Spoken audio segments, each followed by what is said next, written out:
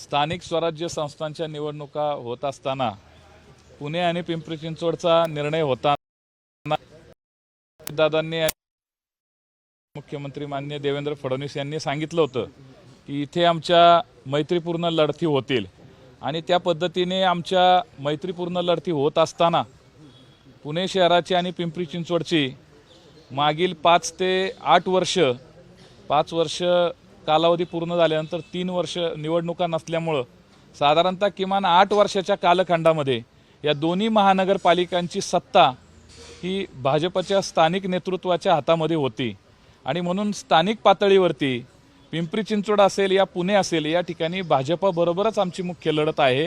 कारण इतर पक्षांचे तुल्यबळ पाहता भाजपशी आमची मुख्य लढत आहे आणि त्यामुळं स्थानिक पातळीवरती पिंपरी चिंचवड आणि पुणे महानगरपालिकेमध्ये भाजपबरोबर राष्ट्रवादी काँग्रेस पक्ष आम्ही पूर्ण ताकदीनिशी त्या ठिकाणी लढणार आहोत। विषय असा आहे ना, आता ह्या सगळ्यांना टॅकल करायला ना स्वतः अजित पवार मैदानात उतरतात। आज पिंपरी चिंचवडमध्ये पत्रकार परिषद घेत आहेत, उद्या जे आहे ते पत्रकार परिषद 2 दिवसात पुण्यात घेतील।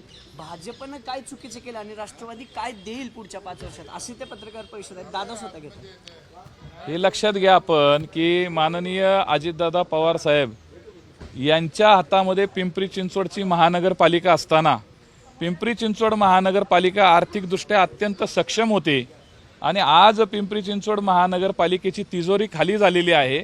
गेल्या 8 वर्षामध्ये पिंपरी चिंचवडमध्ये भ्रष्टाचाराचं अक्षरशः रान मोकळं झालेलं आहे आणि भ्रष्टाचाराने त्या ठिकाणी अत्यंत मोठ्या प्रमाणामध्ये खळबळ उडालेली आहे।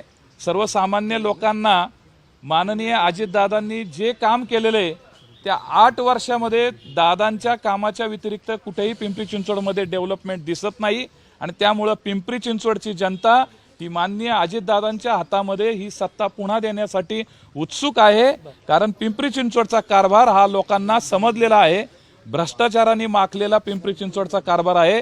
तसंच पुणे महानगरपालिकेमध्ये सुद्धा जे माननीय अजितदादांनी बारामतीमध्ये आणि पिंपरी चिंचवडमध्ये ज्या डेव्हलपमेंट्स केलेल्या आहेत या पुणे शहरामध्ये सुद्धा लोकांकडनं हीच अपेक्षा आहे।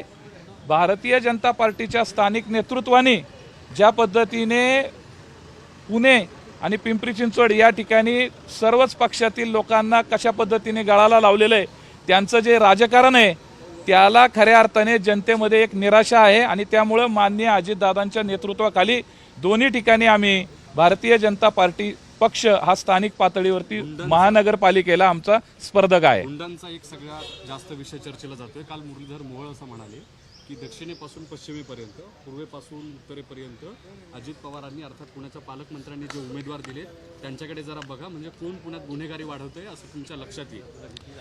नाही, माननीय मुरलीधर अण्णा मोहोळ यांनी सांगितलं ज्या गुन्हेगारी संदर्भामध्ये तर भारतीय जनता पार्टीच्या पक्षामध्ये सुद्धा त्यांनी डोकावून पाहिलं पाहिजे की त्यांनी सुद्धा गुन्हेगारी पार्श्वभूमी असणाऱ्या धनकवडीमध्ये चोरगे परिवारामध्ये उमेदवारी दिलेली आहे आणि त्यामुळे त्यांना नैतिक हा अधिकार राहत नाहीये की माननीय अजितदादांनी गुन्हेगारी पार्श्वभूमीच्या पद्धतीने संपूर्ण पुण्यामध्ये हे चुकीचं बोलणं आहे त्यांचं। कारण जे काही उमेदवार आहेत त्यांना आमचे पक्षामध्ये पूर्वी ते नगरसेवक होते आणि त्यामुळं विशेषतः आम्ही महिलांना उमेदवारी दिलेली आहे आणि त्यामुळं या ठिकाणी कुठलाच पक्ष अशा पद्धतीने स्वतः काहीतरी खूप स्वच्छ आहोत आणि इतरांच्या अंगावरती आपण शिंतोडे उडवतोय हे अत्यंत चुकीचं आहे।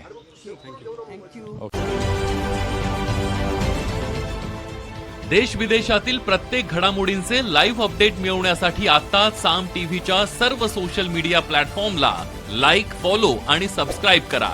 तसंच सर्व नोटिफिकेशनसाठी बेल आयकॉन प्रेस करायला विसरू नका।